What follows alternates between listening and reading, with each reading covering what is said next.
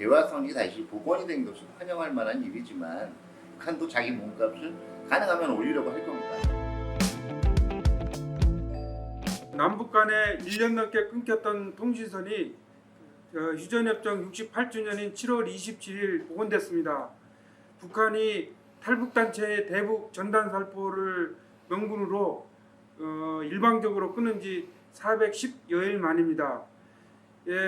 통신선이 복원된 다음에 남북 간에는 고위급 회담이랄지 더 나아가서는 정상회담이 이루어지는 것은 아닌지 관심이 높아지고 있습니다.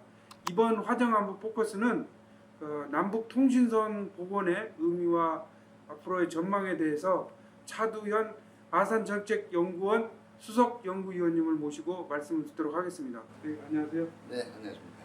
올해 4월 이후 문재인 대통령과 김정은 위원장 간에 10여 차례 친서가 오간 다음에 이번 통신선 복원이 발표가 됐습니다. 이 복원 날짜도 그렇고 어떤 남북 간의 어떤 복원의 배경과 어떤 의도에 대해서 많은 분석들이 나오고 있습니다. 네. 어떻게 보시는가요? 네, 일단 우리 정부 입장에서는 언제라도 그 대화의 길이 열려 있다는 것이 일관된 입장이었고요. 지금 정발표에 의하면은 그동안 공식 이 채널은 차단이 됐지만 아마 이른바 비선 라인이라고 하죠. 비선 채널을 통해서 활발하게 지금 이 접촉도 좀 이루어지고 지난 수개월간 또 이 지도자 간에 지금 친서도 교환된 걸로 알려져 있습니다. 아마 우리 정부 입장에서는 결국은 지금 이 정부가 임기를 마무리해가는 시점입니다. 어떻게든 남북 관계 동력의 모멘텀을 한번 좀 살려봐야 되겠다라는 생각이 있는 것 같고요. 이 북한 입장에서는 의도가 두 가지로 이제 확연하게 나뉜다고 볼 수가 있어요. 첫 번째는 결국은 이 북한이 그래도 현 상황에서 이 대화를 해서 지원을 이끌어낼 수 있는, 지원을 받아낼 수 있는 유일한 대상이 이제 우리라고 인식을 해서 조금 기존에 비해서 이 태도를 바꾼 결과라고도 볼 수가 있는 거고요. 또 다른 측면에서는 사실 이제 이 정전협정 68년이 되는 그 날짜기도 했지만은 요 시기가 8월에 있게 되는 한미연합훈련의 최종적인 조율이 이루어지는 시기예요. 그렇기 때문에 한국 정부도 북한 입장에서 보기엔 좀 초조해하는 것 같단 말이에요. 그러면 이거를 이용을 해서 한번 한국 정부가 어디까지 좀 이 양보적인 조치를 내놓을 준비가 되어 있는지 이거를 타진해 보기 위한 이사타진용이라고도 볼 수가 있겠습니다. 그러니까 하나는 정말 대화의 의지가, 그러니까 대화라든가 아니면 기존의 태도라든가 정책을 변화시킬 의지가 있는 것이고요. 또 다른 한쪽은 이건 단순한 의사타진용이다. 현재로는 두 가지의 가능성이 동시에 존재한다고 볼 수가 있겠습니다. 근데 이번 통신선 복원 보도를 보니까 북한이 먼저 제안을 했다라는 게 있어서 네. 지금 말씀처럼 양쪽에 다 어떤 이제 배경은 있을 수 있는데 북한이 좀 더 좀 절실한 필요가 있는 건 아닌지. 그럴 가능성도 충분히 있다고 생각이 됩니다. 왜냐하면은 지금 이 남북한 간의 통신선이 복원된 것이 북한에서는 조선중앙통신을 통해서 발표가 됐고요. 그 이틀 뒤에 이게 일본에 있는 친북 이 거류민단 이 기관지죠. 조선신보에서 발표가 됐거든요. 근데 노동신문에는 발표가 되질 않았어요. 결과적으로는 아마 우리 쪽에서 먼저 제안을 했다면 노동신문을 통해 가지고 이거를 발표를 하고 우리가 대승적인 견지에서 이거를 수락한다든가 하는 얘기가 있었을 텐데 이런 걸로 봐서는 북한 쪽이 먼저 제의를 하고 나왔을 가능성은 있습니다. 다만 북한 쪽이 먼저 제의를 했다고 해서 반드시 이게 정책 전환용이냐 그렇지 않을 가능성도 있다라는 거죠. 시기상으로는 한번 흔들어 보기, 의사타진용, 이미 말씀드렸듯이 그런 의도도 충분히 예상을 할 수가 있죠. 남북한 통신선 복원 발표가 나온 다음에 과거에는 미국 반응이 좀 늦게 나오는 경우도 있었는데 네. 다른 현안의 경우에는 이번에는 거의 즉각 이렇게 지지하는 그런 이제 그렇죠. 발언들이 나왔습니다. 네네. 그런 거 보면 한미 당국 간에 사전 협의가 있었던 걸로 보이는데 미국은 지금 어떤 구상을 하고 있는 걸까요? 네, 이 결과를 놓고 이제 환영의 뜻을 즉각적으로 표명했고 미 국무부 측에서 This is a good step. 포지티브 스텝, 아주 긍정적인 지금 진전이다라고 지금 얘기들을 했거든요. 결과적으로는 이 미 국무부도 그동안 이제 이 바이든 행정부 들어선 이후에 여러 차례 미국 실무 접촉을 시도를 했는데 북한 측 반응이 냉담했단 말이에요. 그리고 현재 국무부 반응으로 봐서는 미국 간의 어떤 의미 있는 실무 접촉이라든가 대화 약속이 이루어진 것 같지는 않습니다. 이런 상황에서 어쨌든 남북한 간에라도 이 대화의 이 여지가 마련됐다면 뭐 당연히 미 국무부에서 환영할 만한 일이라고 할 수가 있고요. 또 지난 5월 21일에 한미 정상회담에서 대북 정책에 관한 한미의 인식이 일치하고 있다라는 것을 다시 한번 과시한 적이 있기 때문에 뭐 국무부의 환영 반응은 당연하다고 볼 수가 있겠습니다. 다만 과연 이제 앞으로 남북 대화가 진행이 되고 나면 북한이 뭘 원하는지, 뭐 더 구체적으로는 한국이 어떤 걸 해주기를 원하는지, 또 미국한테는 어떤 거를 이야기를 해주기를 원하는지 그것이 드러날 것인데요. 거기에 따라서 어떻게 어느 거는 가능하고 어느 거는 불가능하다는 거에 대한 미국의 입장도 또 분명해지지 않을까 생각을 합니다. 뭐 그러니까 원론적으로 대화선이 복원되는 데 대해서는 미국도 이거를 주저할 이유는 없는 거죠. 그 통신선 복원 발표가 나온 후에 정부에서는 추석 즈음에 네. 남북 이산가족 상봉을 이렇게 추진한다는 게 보도가 나왔고, 또 코로나 때문에 어떤 이제 회담이 어려우면 뭐 영상회담 또는 비접촉 뭐 칸막이 회담 뭐 이런 준비가 다 되어 있다 이렇게 해서 상당히 그 남북 접촉 회담 분위기가 이렇게 좀 무르익고 있습니다. 이게 순조롭게 다 이렇게 진행이 되나요? 글쎄요, 지금 이산가족이나 이런 화상 접촉에 대해서 어느 정도 북한에서 이미 사전 교감이 있었는지는 사실은 불확실해요. 만약에 이게 북한이 아마 거기까지도 오케이를 했다면 어떤 반대급부를 상당히 요구를 하지 않았겠느냐는 생각이 들고요. 그런 것의 대표적인 것이 한미 연합훈련에 이제 8월에 있죠. 대폭 축소라든가 아니면 유예. 더 나아가서는 지금 북한한테 가장 절박한 것이 하나가 있죠. 경제를 정상화하는 데도 그렇고 방역 작업을 위해서도 그렇고 백신의 확보인데요. 백신의 어떤 조기 지원 같은 조치들을 아마 요구를 했을 가능성이 있고요.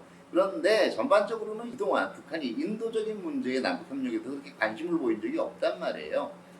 그렇기 때문에 사실 화상 접촉이 이루어질 수 있느냐 아니면 이산가족 상봉이 이루어질 수 있느냐는 일단 8월 달에 한미 연합훈련이 어떻게 되느냐, 그리고 한미 연합훈련이 실시됐을 때 북한이 여기에 대해서 어떤 반응을 보일 거냐, 여기에 따라서 달려있다라고 볼 수가 있겠어요. 방금 한미연합훈련도 말씀하셨는데 갑자기 대화 분위기가 막 상당히 무르익고 있는데 이 뉴스가 나온 다음에 아니 지금까지 북한에서 했던 예. 예를 들면 남북연락사무소 폭파라든지 우리 해수부 공무원 총격 피살 사건이라든지 이런 부분에 대해서 북한이 어떤 의미 있는 사과를 하거나 뭐 이런 게 없었지 않습니까? 말씀하신 한미연합훈련 어떻게 북한의 요구를 수용을 한다든지 뭔가 회담이 생각보다 이렇게 만만치 않은 어떤 장애 요인들도 제약 요인도 그렇죠. 예. 그러니까 모든 협상은요. 초반의 의도가 흔들어 보기였던 정말 정말 태도가 변한 것은 우리가 어떻게 하느냐에 따라서 북한도 자기 몸값을 가능하면 올리려고 할 겁니다. 그렇기 때문에 이제 우리 쪽에서 어떤 조치를 내놓느냐가 앞으로 관건인데요.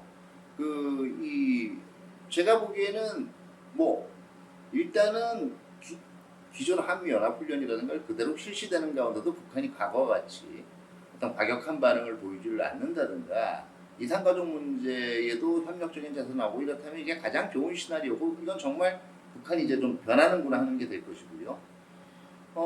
결국은 우리가 북한이 원하는 바를 대부분 수용을 해서 아마 이산가족 찾기라든가 이런 것을 하는 것이 되면 이거는 국내적으로도 굉장히 논란이 많은 아마 조치가 될 거예요. 그렇기 때문에 지금 제가 오히려 우리가 취해야 될 건 좀 느긋하게 접근을 하는 겁니다. 분명히 남북한 간의 대화선이 다시 복원이 된 것은 환영할 만한 일이지만 여기서 너무 이거를 남북 관계를 급진전시키기 위해서 지금 사실 어떻게 보면 이산가족 찾기 이런 얘기부터 계속 하는 구체적으로 이 대화선이 복원된 데 불과한 데 대해서 어느 만큼 공감대가 있는지는 모르겠지만 이렇게 구체적 사안들을 한꺼번에 지금 내놓는 것 자체가 우리도 굉장히 초조해야 한다는 걸 보여주는 거거든요. 그렇게 되면 오히려 북한은 또 상대적으로 원래는 조금 타협적인 그 이 마음으로 나왔다가도 자기 몸값 올리기에 그 전념할 수밖에 없죠. 그렇기 때문에 우리 시간적 여유를 가지고 북한이 기존에 문제 삼아왔던 거를 이제는 뭐 이거는 연례적으로 하는 거다 이런 기정사실화하는 방향으로 받아들이는 쪽으로 가야 되지 않을까 하는 생각이 듭니다. 문재인 대통령 임기가 이제 얼마 남지 않아서 네.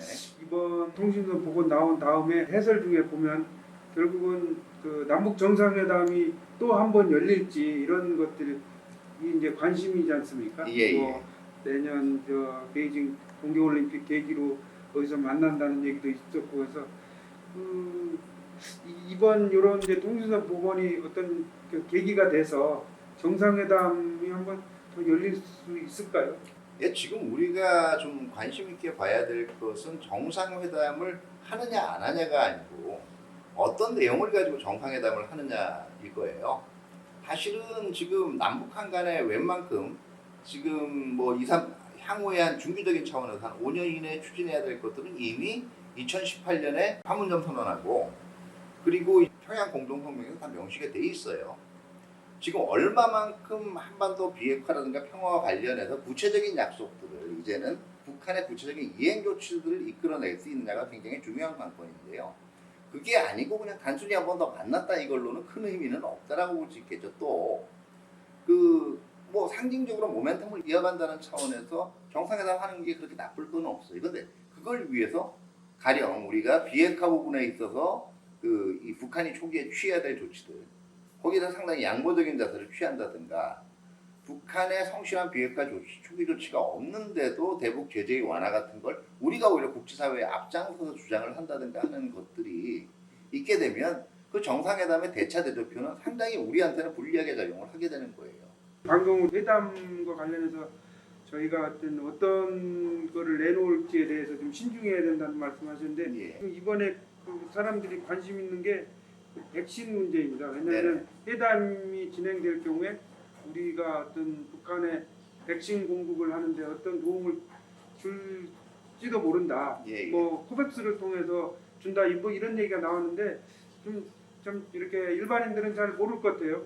뭐 어떤 방식으로 북한한테 그 백신 지원을 한다는 건지 네네. 그게 우리도 지금 뭐 이렇게 아직 그 여유가 많지 않은 걸로 알고 있는데 북한을 준다 이런 것들을 어떻게 이해하는지.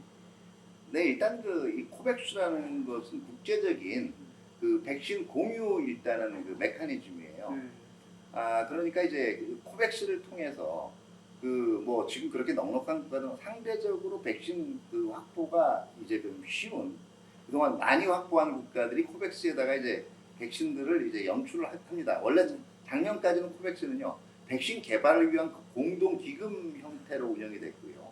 금년부터는 백신을 전 세계적으로 분배하는 역할을 공유하는 역할들을 맡고 있는데 각 국가가 이 확보한 코백스 중에서 이거는 뭐 지금 물량이 그리고 유통기한이 있잖아요.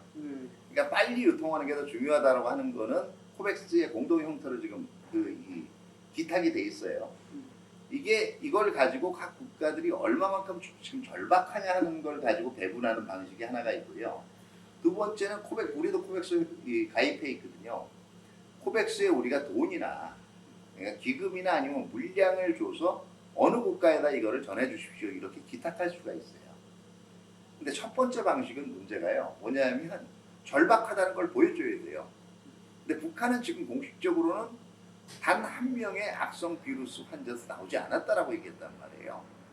그러면 국제적인 여론 면에서 볼 때 지금 막 확진자가 여기저기서 난리 나는 국가들이 있고 북한처럼 우리는 전혀 안 걸렸다라고 얘기하는 국가가 있을 때 어느 쪽에다 주는 게 더 타당하겠습니까? 근데 저희 나라는 저희 그 일반 사람들은 우리도 아직 그 충분하지 그렇죠. 않은데 어떻게 거기다가 뭐 지원하냐. 첫 번째 코백스가 되는 거는 우리 거만 아니라 첫 번째 방식은 이제 서플러스가 있는 그러니까 여유가 있는 국가들한테 기탁받은 거고요. 두 번째는 이제 우리가 만약에 물량이나 여유가 있어요. 예 물량이나 아니면 그 이 기금을 통해서 기탁. 자 기금은 어차피 이거는 그 기금을 가지고 거기서 다시 사오는 방식이기 때문에요. 뭐 우리 거에 소요될 물량하고는 별개의 문제예요. 다만 우리가 직접 만약에 백신에 이제 이 우리도 여유분이 있기 때문에 기탁하겠다고 할 때는 그 국내 여론을 맞습니다. 말씀드려도 봐야 되겠죠. 그러니까 최소한 뭐 한 전 국민의 70% 이상, 그러니까 원하는 사람은 일단 예정대로 다 맞고, 그리고 앞으로 확보될 물량의 예상량이 그 이제 불가피하게 일정을 바꿨거나 다른 이유 때문에 좀 백신을 늦게 맞겠다 그런 분들도 안정적으로는 맞을 수 있을 정도까지 확보가 됐다. 그럼에도 지금 사실 우리가 그동안 백신 계약한 양이 전 국민에 대한 그 백신 접종량보다 사실 지금 상회하고 있어요. 안 들어와서 예. 그럼 이게 이제 넘어날 때 이게 분명하게 이 어느 만큼의 여유분이 확보가 되면 이 시점에서 우리가 지정기탁 못하라는 법은 없어요. 다만 지금 북한이 전반적으로 원하는 거는 지금 이 코로나 국면을 탈출하는 것도 있고, 무엇보다 북한이 경제난을 지금 이 극복을 해야 되거든요. 제재도 지금 받고 있기 때문에 그러려면 가장 먼저 절실한 것이 북중 국경이 이제 완전히 열려야 되고요. 북중간 무역이 어느 정도 조금 회복됐다고 하지만 여전히 제한적이거든요. 그러니까 가급적 빨리 전면 들어와야 정상화 돼야 되는데. 돼요. 그럼 그걸 아마 내년부터 북중 무역을 전면 정상화를 하려면 올 하반기에는 이 맞아야 한다라는 게 북한의 입장일 거예요. 근데 그것도 참 모순된 거죠. 아무도 안 걸렸는데 안전을 위해서 막겠다 그러는 거니까요. 자, 근데 우리가 지금 아까 제가 얘기한 절차를 봤을 때 우리 국민들이 웬만큼 백신을 충분히 맞고 앞으로 들어올 물량으로 볼 때 충분히 잉여가 발생을 한다, 여유분이 발생을 한다는 걸 판단하려면 적어도 11, 12월은 돼야 이제 이걸 가지고 약속을 할 수 있고, 가장 빠른 시점이 돼도 아마 그래도 전 세계에서 가장 시노팜 정도를 제외하면 가장 먼저 북한에 백신을 공급할 수 있는 게 벌써 우리나라일 겁니다. 그럼 내년 초가 될 텐데 문제는 북한이 이러한 절차하고 그리고 내년 초에 맞아야 되는 현실을 받아들일 거냐, 이게 조금 의문이죠. 저 북한에 백신 지원을 한다고 해도 이게 여러 가지 지금 그렇죠. 국민 정서도 있고, 만약에 북한이 실질적으로 90월에 달라 그럴 경우엔 현실적으로 불가능한 거죠. 우리나라 국민들도 다 맞지를 못했는데 네. 지금 더더구나 감염자가 안 나왔다고 주장하는 북한의 안전을 위해서 준다? 저는 그거는 아마 국내 여론이 용납하기가 힘들 걸로 생각이 됩니다. 그 남북한 긴장 완화를 위한 대화나 소통은 필요하기도 하고 바람직할 것입니다. 그러나 그 북한이 이제 연락사무소 폭파라든지 해수부 공무원 피살 사건, 그리고 또 제일 중요하게는 북한 비핵화에 대해서 성의 있는 조치들이 나오지 않는 상황에서 당국 간의 어떤 보여주기 쇼 뭐 이런 그 대화가 되어서는 안 된다는 지적도 없지 않습니다. 그럼에도 불구하고 이번 통신선 복원이 어떤 남북 관계에 어떤 새로운 계기가 될지도 모른다는 기대도 나오고 있습니다. 앞으로 어떻게 진전이 되는지 잘 지켜봐야 될 것 같습니다. 오늘 바쁜 시간 내주셔서 감사합니다. 네, 감사합니다.